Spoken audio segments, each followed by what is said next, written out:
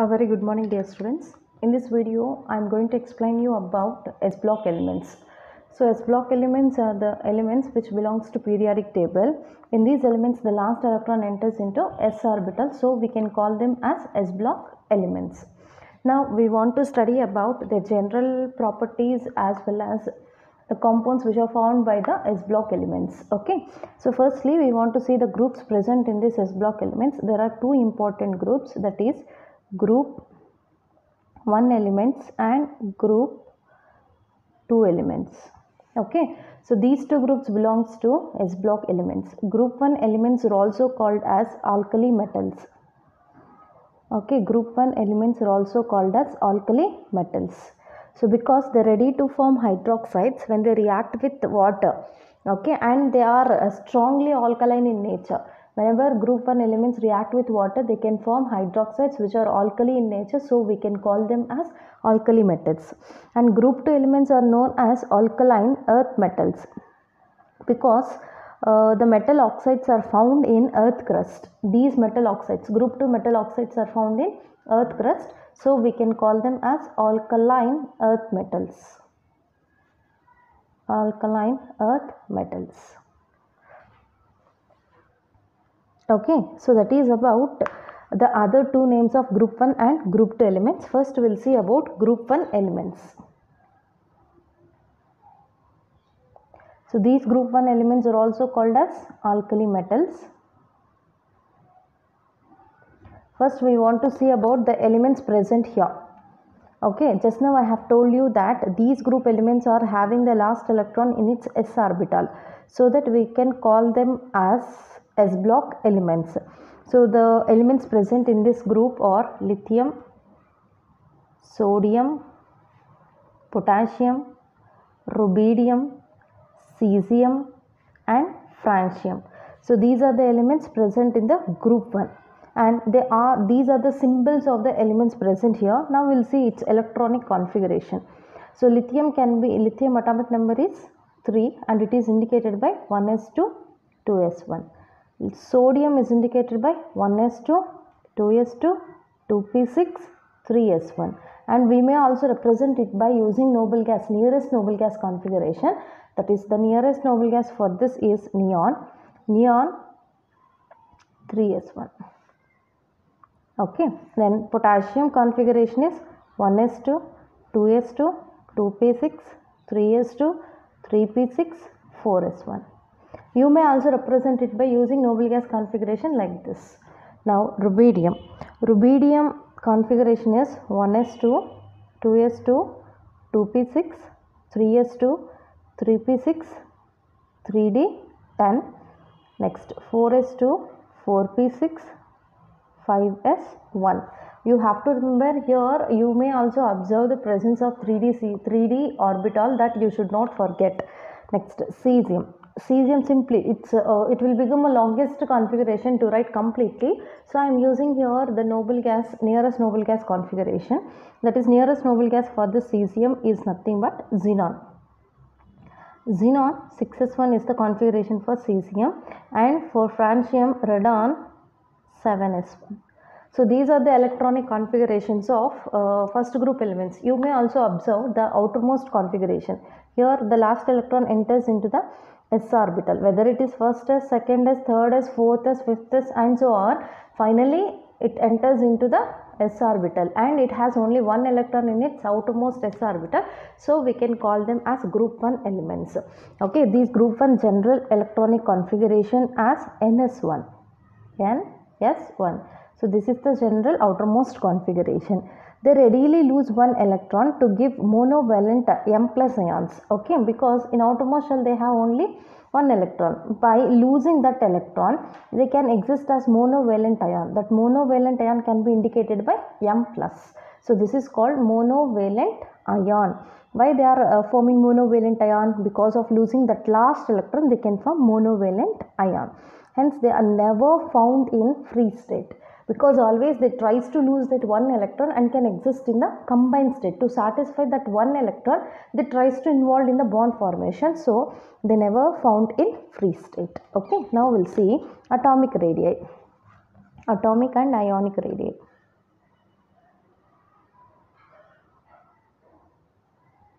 if you observe atomic and ionic radii, the atomic radii of alkali metals are the largest in their respective periods. When you compare in the periods, they are the largest elements present in the periodic table. So these increase when you travel down the group. When you move down the group, automatically the atomic sizes gets increases. From lithium to sodium, atomic size increases. Sodium to potassium increases. Potassium to francium again increases, because from one element to another element, the number of energy cells or energy levels are increasing. Whenever number of energy levels increasing, automatically its atomic radii also gets increases. Okay, down the group it always increases. Clear? That is due to increase in the atomic number of energy cells. So down the group, atomic radii increases. Now next property, ionization enthalpy.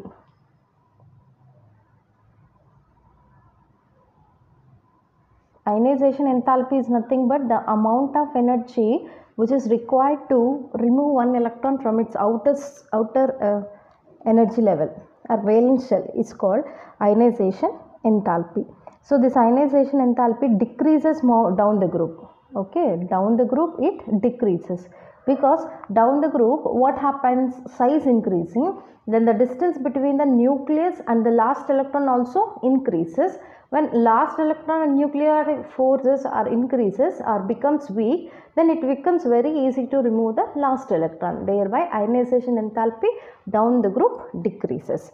But these metals are having lowest ionization enthalpies due to loosely held s electron.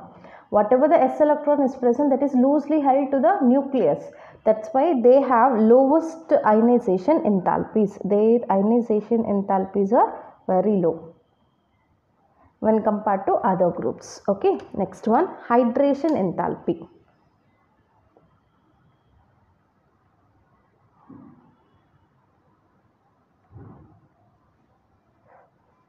It decreases with increase in the ionic radii. Whenever ionic radii increases, automatically hydration enthalpies are decreases. So ionic radii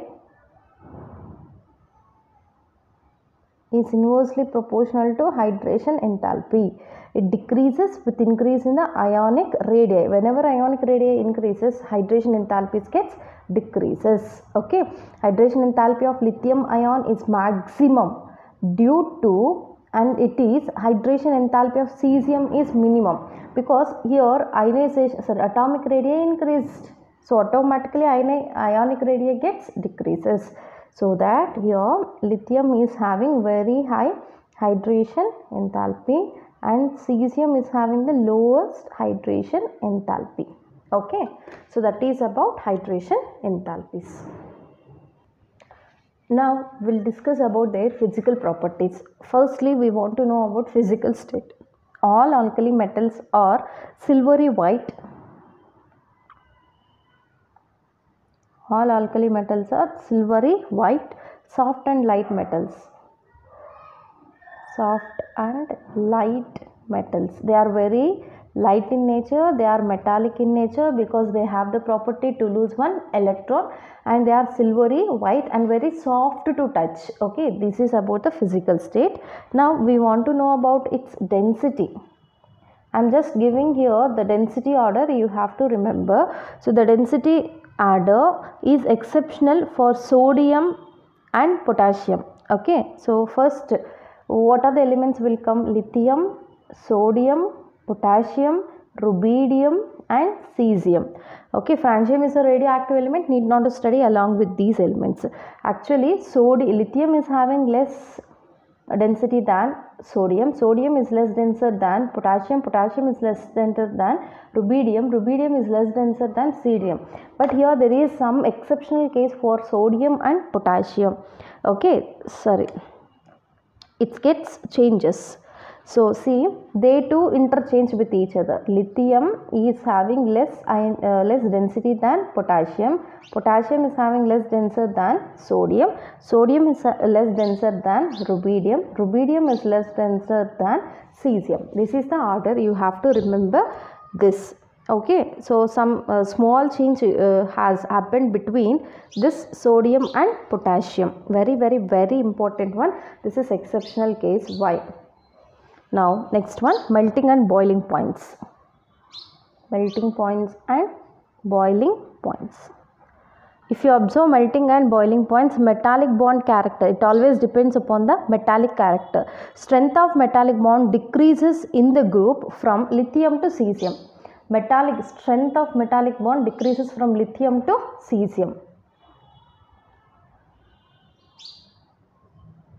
Metallic bond strength decreases from lithium to cesium. Okay, whenever metallic bond strength decreases, it's automatically the melting and boiling points gets decreases. Okay, which is forming the strongest metallic bond, lithium. So its melting and boiling points are also said to be very high. To break such strongest metallic bond, it requires more amount of energy. So automatically its melting and boiling points also gets increases. So remember, metallic bond is directly proportional to melting points and boiling points. Okay, whenever metallic bond strength increases, its melting and boiling points also gets increases. Now here I am giving the order, that is lithium is having higher melting and boiling points than sodium, than potassium, than rubidium, and than cesium. So this order due to the metallic bond. Strongest metallic bond is found by lithium, weaker bond is found by cesium. So its melting points and boiling points are lesser than rubidium and other elements present in the same group. Now the next one is flame test. Whenever they are exposed to flame, they are ready to show different types of colors because they have the property to lose that s electron. Okay, so they have ns1. Because of losing this one electron, they tries to show different types of colors whenever they are exposed to flame. So now we'll see the element and the color shown by these elements on flame test. Lithium, whenever exposed to flame, it can show red color. Whenever sodium is exposed to flame, it can form golden color. Potassium can show violet color. Rubidium can show red-violet color. And next one, so that is about the different elements which can able to show colors whenever they exposed to flame. Okay, lithium red color, sodium golden color, potassium violet color, rubidium red-violet color. So these colors are also very important, you just remember. Okay, next, photoelectric effect.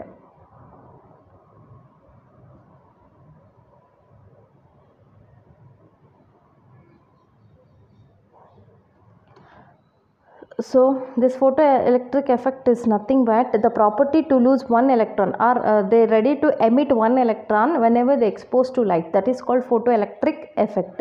So cesium shows photoelectric effect. This is due to having the largest size. Size of cesium is very large and one electron is present in its outermost shell. Due to this, electron of outermost shell is emitted whenever absorbs some amount of energy. So cesium can able to show this photoelectric effect because of losing that one electron whenever it is exposed to light. Okay, now these are about the some general physical properties. Now we'll see about their chemical properties.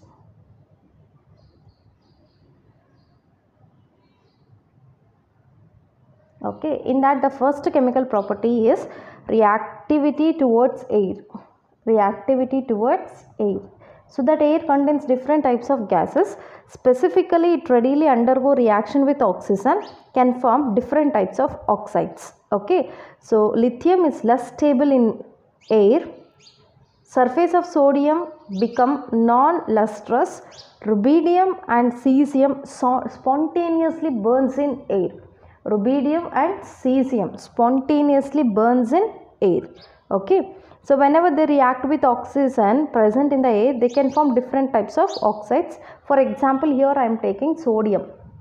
when sodium reacts with oxygen, it can able to form Na2O. Okay, so that Na2O, here I am taking 4 moles of sodium to balance the reaction. In that 2 Na2O is formed. Okay, 2 2s are 4 and 2 oxygens.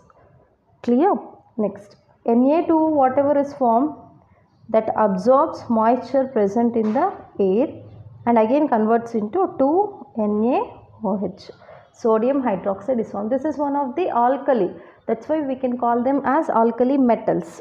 The same NaOH whatever is formed, NaOH, which is in 2 moles, that reacts with carbon dioxide and it can be converted into sodium carbonate, Na2CO3, plus it releases H2O. Okay, like this the continuous reactions will be taken place by these elements whenever they exposed to air. So whenever they exposed to air, they are ready to react with oxygen, can form oxides. That oxide when absorb water, they can form alkali. This alkali when react with carbon dioxide converts into sodium carbonate. Now the next property, reactivity towards water. Now the second chemical property, reactivity towards water. Even water readily react with the water. These group elements can able to form hydroxide and dihydrogen. Okay, when these group elements react with water, they can form hydroxides and dihydrogen. Hydroxides and dihydrogen. So we may see or explain with the example to when metal of these group elements react with water, it can be converted into metal hydroxides. Okay, and along with that it releases dihydrogen, which is nothing but H2. Here M is nothing but alkali metal. You may take lithium to cesium, any one element. Okay, now we'll see the next one, that is reactivity towards dihydrogen. Reactivity towards dihydrogen.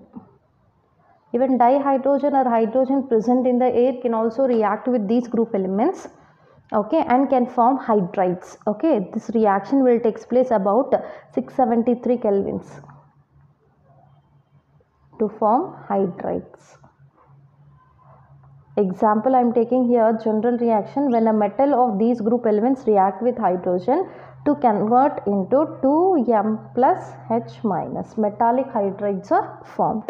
So thermal stability, if you observe, thermal stability of these group elements will be given like this, that is lithium hydride is more stable than sodium hydride, which is more stable than potassium hydride, and this is more stable than rubidium hydride than cesium hydride. That means down the group always thermal stability gets decreases. Okay, next reactivity towards halogen.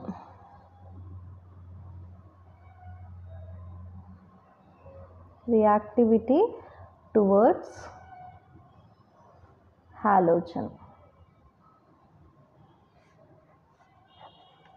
So halogens are nothing but 17th group elements. When these halogens react with this group elements, they can form metallic halides. Okay, so they will form MX type of halides will be formed. These halides undergo hydrolysis, can form different types of compounds. So if you see hydrolysis order of hydrolysis,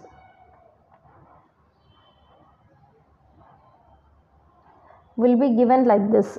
Lithium chloride is more readily undergo hydrolysis than sodium chloride, which is more readily undergo hydrolysis than potassium halide. In the place I have taken chloride, and this is readily undergo hydrolysis than rubidium chloride and then cesium chloride.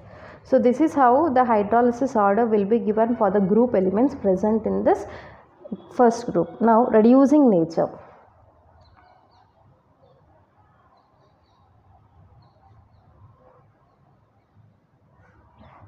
These group elements readily undergo reduction. The alkali metals are strong reducing agent. That's why we will call them as strong reducing agent. Lithium being the most and sodium is the least powerful reducing agent. lithium is most powerful reducing agent and sodium is the least reducing agent. This you have to remember. With the small size its ion, lithium has the highest hydration enthalpy, which accounts for the high negative values, and it has high reducing power.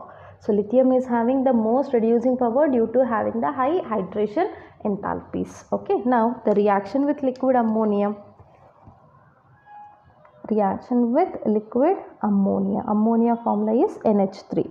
So when the metal of these group elements react with the ammonia, X plus Y moles of NH3, it can be converted into NH3 taken X moles plus the electron which is ejected from the metal that react with remaining moles of ammonia. How many moles of ammonia is now left? Y moles. So that Y moles of ammonia react with that electron NH3 taken Y minus. This kind of salt solution is obtained. Okay, this is deep blue in color. Deep blue in color.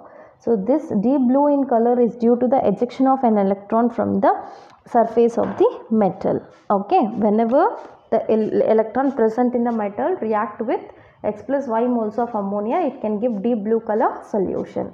Okay, that is about the remaining properties of the elements present in this group 1. Now we'll see its uses. Now we'll see the uses of the elements present in this group. Firstly, lithium. This lithium used in the preparation of alloy. Okay, it is mainly used in the preparation of alloys. Example is a white metal. So this white metal is one of the alloy which is prepared by mixing this lithium with the another metal, that is nothing but lead. Okay, now lithium is also used in electrochemical, making of electrochemical cells. Electrochemical cells. In this preparation also we can use this lithium.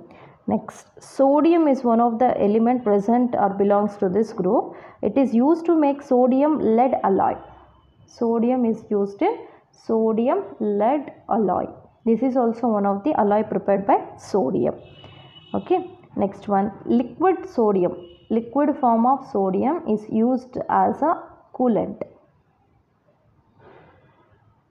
in the breeder nuclear reactors, and potassium is one of the element. This potassium chloride is used as a fertilizer. Potassium chloride is used as a fertilizer. In the same manner, potassium hydroxide. Okay, it is used in the manufacture of soft soap. Potassium hydroxide is used in the manufacture of soft soap. So this is about the uses of potassium. And finally, cesium. Cesium is also, it is having the property to undergo photoelectric effect, so that it is also used in devising photoelectric cells. Devising photoelectric cells. Okay, so this is about the uses of the elements present in this group. Now we will see anomalous behavior of lithium. Anomalous behavior of lithium. So the lithium, though the lithium belongs to this group 1 element, it shows some anomalous behavior or different behavior with the same elements present in the group. So that is due to its small size, okay, and having high ionization enthalpy, and due to the absence of d orbitals. Due to the absence of d orbitals. Because of these three reasons, it can show some differences with the elements present in the same group. Now we'll see how they will show, how it will show differences with the other elements present in the same group. The first one is that anomalous properties. Okay, so this lithium is much harder. It is much harder.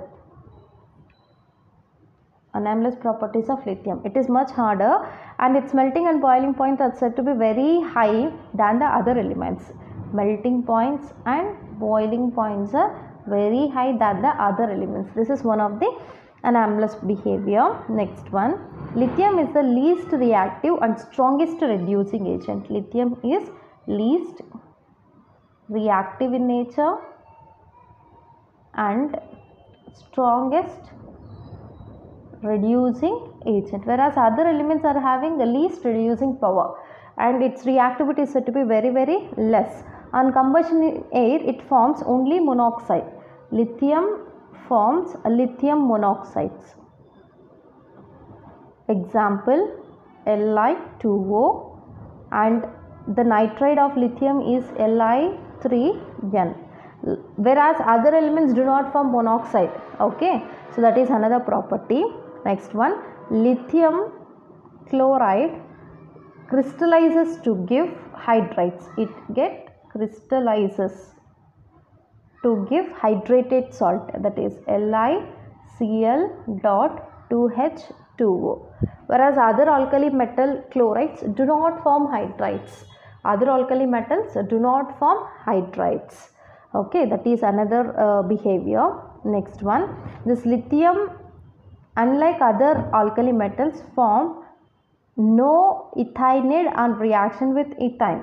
That means lithium do not undergo reaction with ethane. Okay, so that's why it will not form ethanide. These are some anomalous properties of lithium.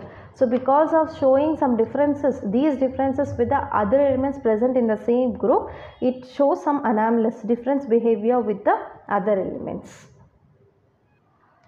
So now the next concept is diagonal relationship between lithium and magnesium. Here you can see magnesium is not belonging to this group. Though the magnesium is not belonging to the first row, it shows some similarities with the lithium. Then that relationship is called diagonal relationship between lithium and magnesium. So these two are similar in few properties, that lithium and magnesium both are hard metals. Hard metals. Okay, that is due to the presence of strong metallic bond between them. Now lithium and magnesium are harder and the melting and boiling points are said to be very high. Melting points and boiling points are said to be very high. Lithium can form hydroxide, LiOH, and magnesium can also form hydroxide, that is MgOH taken twice. Both are said to be weak bases. Both are said to be weak bases. So this is about the hydroxides formed by lithium and magnesium. Lithium can form lithium hydroxide, magnesium can form magnesium hydroxide, whereas both are weak bases. And next one, chlorides of lithium and magnesium. Lithium chloride and magnesium chloride both are insoluble in water. Insoluble in water, that is due to the formation of or due to the presence of covalent nature. Due to covalent nature, both are insoluble in water. These two get hydrolyzed due to their covalent nature. These two get hydrolyzed. That is also due to covalent nature. Lithium and magnesium directly combined in oxygen to form normal oxides, like lithium oxide and magnesium oxide. These are normal oxides.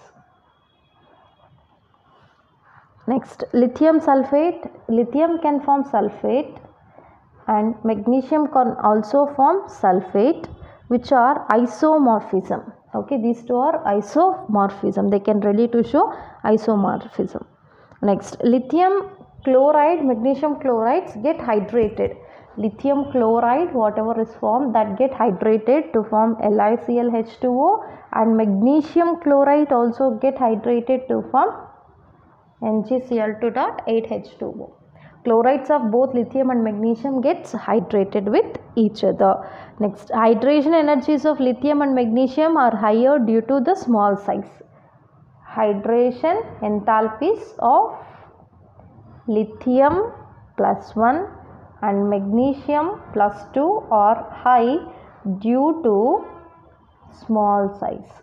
Due to small size. So these are the few similar properties between lithium and magnesium. So though the magnesium not belonging to this group, it can show some similarities with the lithium in their properties. So we can call these elements, these two elements are having diagonal relationship. Now the compounds present in the same group. So there are many important compounds. I am giving here only the compounds. You just go through their preparations and properties.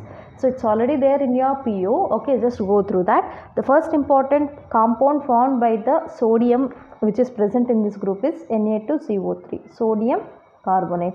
So the sodium carbonate is also known as washing soda. It is also called as washing soda. And the next compound found by the same group element is nothing but sodium chloride, NaCl. The sodium chloride is known as common salt. And next one, sodium hydroxide, which is indicated by NaOH. The sodium hydroxide can be prepared by Kastner-Kellner method or Kastner-Kellner cell. By using this cell, we can prepare NaOH solution. The sodium hydroxide is also known as caustic soda. Caustic soda.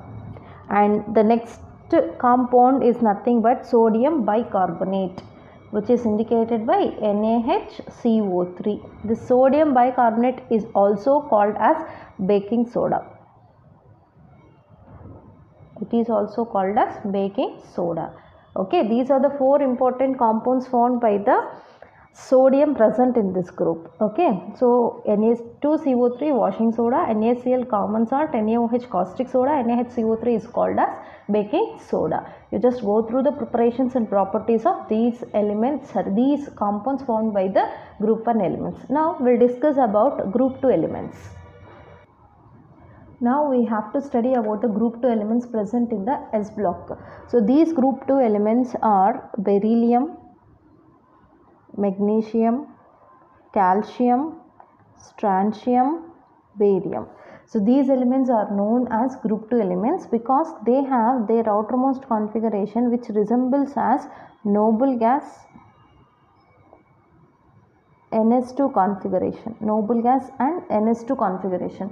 Because of having 2 electrons in its s orbital, outermost s orbital, they are known as group 2 elements. Because of having 2 electrons in its outermost orbital, they are known as group 2 elements. Now we want to study about the properties of these group elements. So firstly, atomic and ionic radii. Atomic and ionic radii. If you observe atomic and ionic radii, down the group this atomic and ionic radii gets increases because of increase in the number of energy levels. Okay, from down the group atomic and ionic radii gets increases. This is due to increase in the atomic number of energy levels. Now next one, ionization enthalpy. Ionization enthalpy. So this is nothing but the amount of energy which is required to remove the last electron. That is called ionization enthalpy. So these ionization enthalpies are said to be very low. Okay, this is due to having losing property of electrons, but it decreases down the group. Down the group, ionization enthalpies also decreases. Atomic sizes increases, ionization enthalpy decreases. Next, hydration enthalpy. These hydration enthalpies are given in this order, that is beryllium plus 2. They are ready to form divalent ions because of having 2 electrons in its outermost shell. By losing those 2 electrons, they can form divalent ions. So whenever it is taken in water, beryllium can form beryllium plus 2, which is having more hydration enthalpy than magnesium, than calcium. Calcium is having more hydration enthalpy than strontium, than barium. Okay, this is about the hydration enthalpies of these group elements. So these hydration enthalpies of alkaline earth metals are larger than the alkali metals. Whenever we compare the hydration enthalpies of alkali metals and alkaline earth metals, these are having more hydration enthalpies. Alkaline earth metals having more hydration enthalpies than alkali metals. Okay, so example, MgCl2 and CaCl2 exist as MgCl2.6H2O, CaCl2 dot 6H2O, while NaCl and KCl, these two belongs to group 1. Okay, they do not form such hydrides. Because the hydration enthalpies of alkaline earth metals are more. Okay, that's why they are ready to form hydrated salt. But these two are belonging to group 1 elements, which is known as alkali metals, and they are having very less hydration enthalpy. They do not form hydrated salts. So now the physical properties of alkaline earth metals, they are silvery white, lustrous, and relatively soft in nature. Okay, but they are harder than the alkali metals. These are also soft in nature, alkali metals are also soft in nature. Whenever you compare between these two, these are somewhat harder than the alkali metals. Now the next property is beryllium and magnesium appear in some white greyish color. Okay, the melting and boiling points of these metals are higher. Melting points and boiling points are higher than alkali metal, higher than the alkali metals. Okay, due to their smaller sizes and due to low ionization enthalpies, they are strongly electropositive in nature. They are strongly electropositive in nature due to having low ionization enthalpies. This is what the reason. Because of having low ionization enthalpies, they are acting as strongly electropositive in nature. And these alkaline earth metals are having the property to conduct heat and electricity.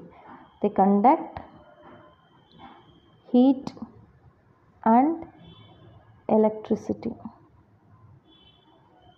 And they are also ready to show flame test. Whenever they are exposed to flame, beryllium can show, they do not show any color. Magnesium also do not show any color. And next to 3 elements, calcium can able to show brick red color. Even this you could have seen in your practicals, examinations or during practicals. Okay, whenever you do lab test for this calcium, it will show a brick red color.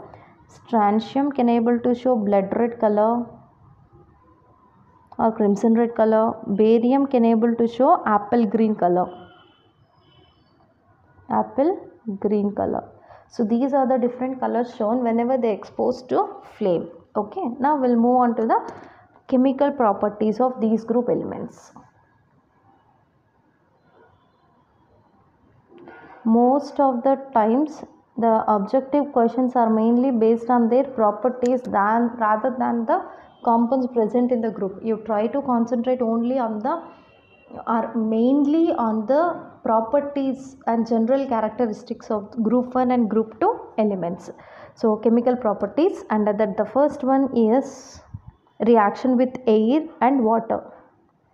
Reaction with air and water. Both of these ready to undergo reaction with alkaline earth metals. Okay, beryllium and magnesium are kinetically inert towards oxygen. Beryllium and magnesium are inert to oxygen. That means they not readily undergo reaction with oxygen and water. However, the other elements can readily undergo reaction with these oxygen and water. Example, we will take magnesium. This magnesium is more electropositive in nature, burns with brilliance oxygen and converts into magnesium oxide and magnesium nitride, MgO and Mg3N2. Okay, magnesium burns readily in oxygen as well as in nitrogen and converts into magnesium oxide and magnesium nitride. In the same manner, calcium, strontium, and barium also readily attacked by the air to form oxides and nitrides. They can also form oxides and nitrides. Okay, the reactivity, they also react very with the water. The reactivity towards water is also said to be increases automatically. Now the next property is reactivity towards halogens. Reactivity towards halogens. Okay, even halogens ready to react with these group elements and can form MX2 type of halides. Example, you will take BeCl2, MgCl2, CaCl2, BaCl2 and SrCl2. So dihalides are formed by these group elements when they react with the halogens. These are covalent character, and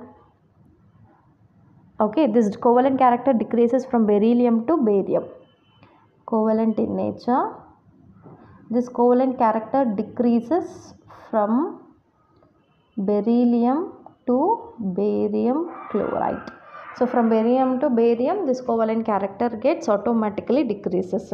So you can see the order. Beryllium chloride is more covalent than magnesium chloride, which is more covalent than calcium chloride, more covalent than strontium chloride, and it is more covalent than barium chloride.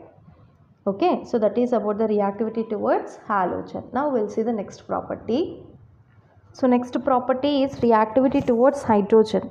Even hydrogen ready to react with these halides. Okay, they can, these group elements, they can form MH2 type of hydrides. Okay, example, we will take beryllium hydride. So this beryllium hydride is formed whenever beryllium react with the hydrogen. Okay, however, it can be prepared by the reaction between beryllium chloride and lithium hydride. So when beryllium chloride react with lithium aluminum hydride, it can be converted into BeH2, beryllium hydride, plus it releases LiCl and AlCl3. Okay, take here 2 moles to balance the reaction. Clear? Beryllium chloride, when react with lithium aluminum hydride, which is a reducing agent, it can be converted into beryllium hydride. So that means whenever beryllium beryllium is one of the element belongs to this group, it react with hydrogen to form hydrides. So to prepare these hydrides in general, it's very difficult. So that we are using this method to prepare beryllium hydride. Not only beryllium, even other elements present in the group can also form hydrides. Next, another chemical property is reactivity towards acids. Reactivity towards acids. Metals or the elements belongs to this group, whenever react with acids, they can form chlorides and releases dihydrogen. Okay, so they can form chlorides and releases dihydrogen. And the next property is reducing nature. Reducing nature. If you observe the reducing nature, like alkali metals, alkaline earth metals are also strongest reducing agents. Okay, so these are also said to be strongest reducing agent. Beryllium has less negative value compared to all other alkaline earth metals. Okay, so here these are acting as strongest reducing agent than the normal alkali metals. So even these group elements can also react with halogens to form halides. For example, beryllium halide. If you take that beryllium halide, all other halides of alkaline earth metals are ionic in nature except beryllium halide. So beryllium halide is covalent. Another elements are ionic in nature. So whatever the beryllium chloride is formed, that can exist as chain like structure. So BeCl2. So it is in link with another Be. It is in link with two more chlorines. Again it connected to beryllium. So this beryllium connected to another elements. Like this, it is in chain link formation with other elements present in the same group. Okay, so that is about the halide formation of these group elements. Even in this group, beryllium can show some similar properties with the aluminium, which is not belonging to this group. Though aluminium is not belonging to this group, this aluminium and beryllium can show few similar properties, and that is called diagonal relationship present between them. Okay, and now we'll see some important compounds of calcium. Some important compounds of calcium. Calcium belongs to this group. The compounds of calcium is kept in your syllabus. The first important compound of calcium is nothing but calcium oxide. So this calcium oxide is also known as burnt lime. We may also call it as calcium oxide and quicklime. Okay, this is first compound, and the next compound is calcium hydroxide, which is indicated by CaOH taken twice. This calcium hydroxide is also known as quicklime. It is also called as calcium hydroxide. Now the next compound is calcium carbonate, indicated by CaCO3. So calcium carbonate is also another compound formed by the calcium. So and this calcium can also form calcium sulfate. Okay, so this calcium sulfate can exist in hydrated salt, that is 2CaCO4 and dot H2O. This is called plaster of Paris. Plaster of Paris. 2CaSO4 dot H2O is called plaster of Paris. And CaSO4 dot 2H2O is called gypsum. 1 mole of CaSO4, 2 moles of H2O is called gypsum. Okay, 2 moles of CaSO4 and 1 mole of water is called plaster of Paris. Next, so these are the few compounds formed by this calcium, and cement is also one of the compound which is formed by calcium. Okay, cement is also one of the compound which is found by the calcium. So the cement is containing different composition. So the average composition of Portland cement we will see. Portland cement average composition. So it is containing calcium oxide in 50 to 60%. Silicon dioxide is present in 20 to 25%. And it is containing aluminium oxide Al2O3. This is in some 5 to 10%. Magnesium oxide, it is in 2 to 3%. Iron oxide Fe2O3, it can exist in 1 to 2%. Sulfur trioxide, it can exist in 1 to 2%. So this is about some composition of Portland cement. So that Portland cement is made up of all these ingredients in different compositions. Okay, so settling of cement. What is meant by setting of cement?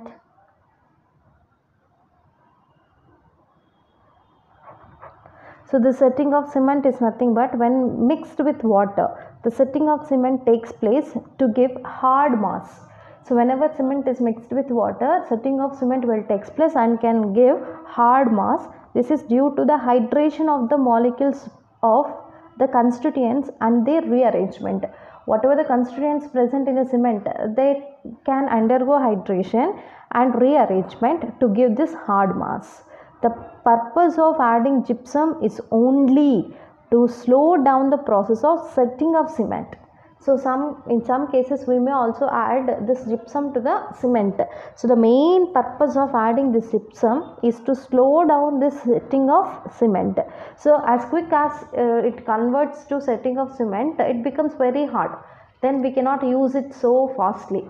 So that's why to make it very slow, we are adding this gypsum to this setting of cement or preparation of cement.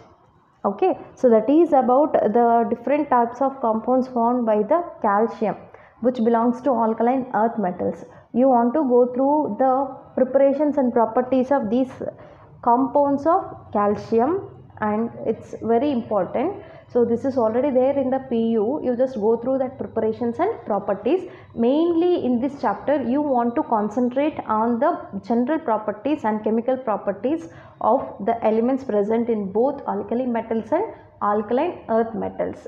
So both alkali metals and alkaline earth metals are belonging to this S block elements. Due to having several applications, we have studied about this alkali and alkaline earth metals. Here I have given few general properties and reactions, and you just want to see about the compounds of calcium, and in group 1 elements you want to study about compounds of sodium, and try to practice the question based on this because it is completely theory. Okay, so what you just go through the synopsis. If you are perfect in the synopsis, you can able to answer the questions from this S block elements.